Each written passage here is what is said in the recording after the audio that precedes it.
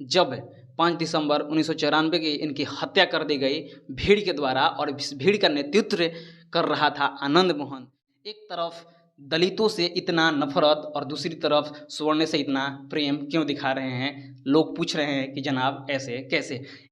1985 batch के एक तेज तर्रार दलित IAS अधिकारी जिसका नाम था जी कृष्णैया, वो उस वक्त बिहार के गोपालगंज में डीएम के पद पर कार्यरत थे और गोपालगंज से होते हुए मुजफ्फरपुर जा रहे थे और मुजफ्फरपुर में ही एक भीड़ के द्वारा उनकी हत्या कर दी गई और वो भीड़ का नेतृत्व कर रहा था आनंद मोहन। ये हत्या 5 दिसंबर 1994 को हुआ था और ये वही आनंद मोहन है जो आजकल बिहार में सुर्खियों में बना हुआ है और बहुत सारा सुर्खियाँ बटोर रहा है। ये वही आनंद मोहन है जिसकी रिहाई के लिए नीतीश सरकार ने पुलिस के नियमावली में चेंज कर दिया गया है। दरअसल बात उस वक्त की है जब वो पूर्व में वो सांसद था और उस वक्त की बात है जब 5 दिसंबर 1994 की इनकी हत्या कर दी गई भीड़ के द्वारा, और इस भीड़ का नेतृत्व कर रहा था आनंद मोहन।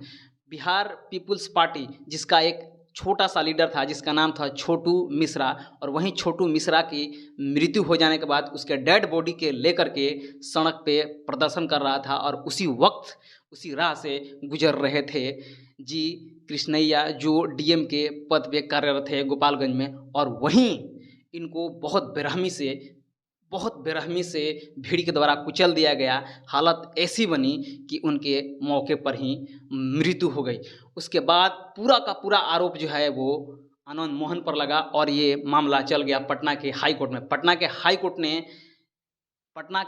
कोर्ट ने आनंद मोहन पर जो आरोप लगा था वो सिद्ध हो गया और उसके बाद आनंद मोहन की जो है वो फांसी की सज़ा सुना दी गई।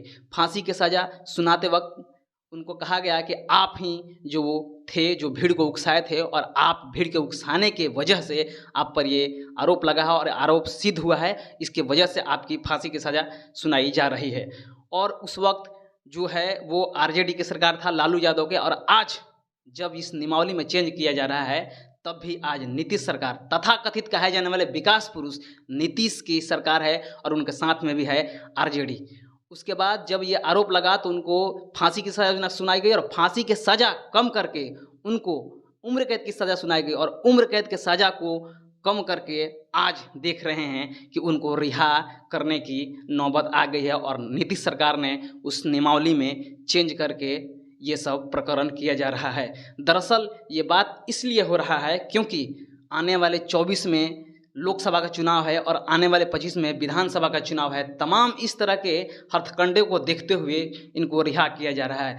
एक एक्ट है जिसका नाम है 2012 में एक एक्ट है 481 क्लॉज 1 के तहत जो होता है कि अगर कोई आईएएस अधिकारी को ऑन ड्यूटी मर्डर करता है तो उन पे स्पेशल एक्ट बनाया गया है जो वो लागू होता है। लेकिन उस स्पेशल एक्ट को नीतीश कुमार ने संशोधन करके सिंपल एक्ट बना दिया गया है। ठीक उसी प्रकार की जिस प्रकार आम आदमी के मृत्यु होगी तो और पुलिस का भी मृत्यु, अगर आईएएस अधिकारी का भी मृत्यु होगा तो आम आदमी के मृत्यु के तहत ही ये मामला माना जाएगा। इससे पहले जो था वो इस तरह का नहीं था।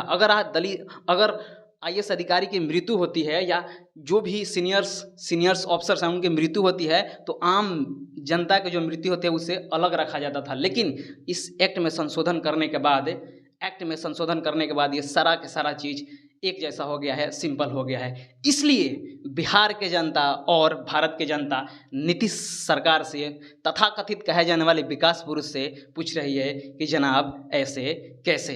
पूरी जनता बिहार हो या भारत हो, इस एक्ट को लेकर के चर्चा हो रहा है कि जो खूंखार आतंकवादी जी कृष्णैया के मर्डर में संदिग्ध था उनको छुड़ाने के लिए आप इतना हमदर्दी क्यों दिखा रहे हैं? एक तरफ दलितों से इतना नफरत और दूसरी तरफ स्वर्ण से इतना प्रेम क्यों दिखा रहे हैं? लोग पूछ रहे हैं कि जनाब ऐसे कैसे।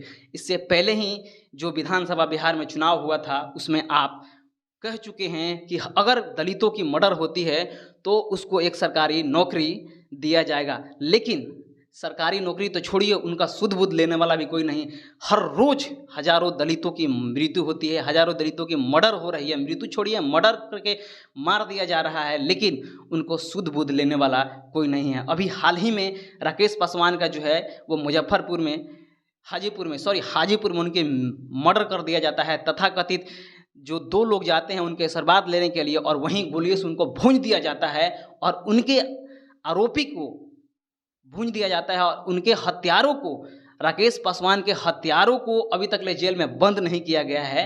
लेकिन इसके विपरीत उल्टे में जो राकेश पासवान के समर्थन में थे, उनके युवा जो थे, जो उनके साथ दे रहे थे, उन्हीं को उठा करके जेल में बंद कर दिया गया है।